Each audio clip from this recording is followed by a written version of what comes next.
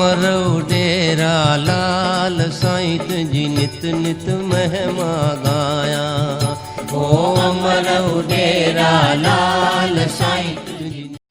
जय झूलेलाल, जय झूलेलाल, जय झूलेलाल। असांजे चैनल में तव्हां सभिनी जो स्वागत आहे। त अॼु जी ख़बर आहे बिलासपुर छत्तीसगढ़ मां भारतीय सिंधु सभा महिला विंग जे द्वारा पिकनिक जो आयोजन कयो वियो।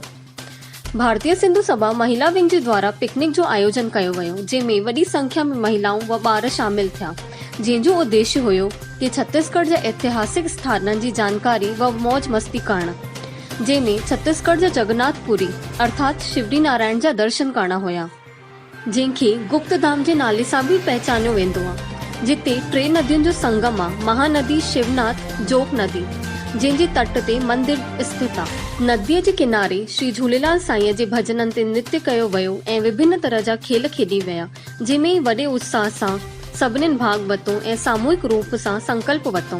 प्रांतीय अध्यक्ष श्रीमती विनीता भावनानी पुराणी ग़लतियुनि खे न दोहराइण व देश व समाज जे लाइ हमेशा सेवा कार्य करण जी ॻाल्हि कई।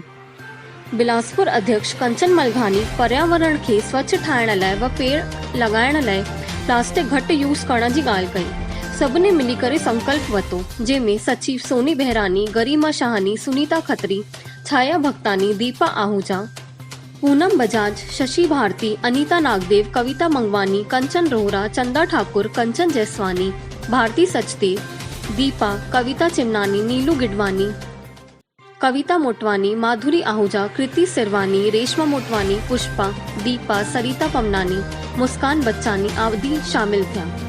त अॻिते जी ख़बरूं ॿुधण लाइ जुड़ियल हुजो असांजे चैनल सां ऐं वधीक खां वधीक लाइक कयो, शेयर कयो, सब्सक्राइब कयो। जय झूलेलाल।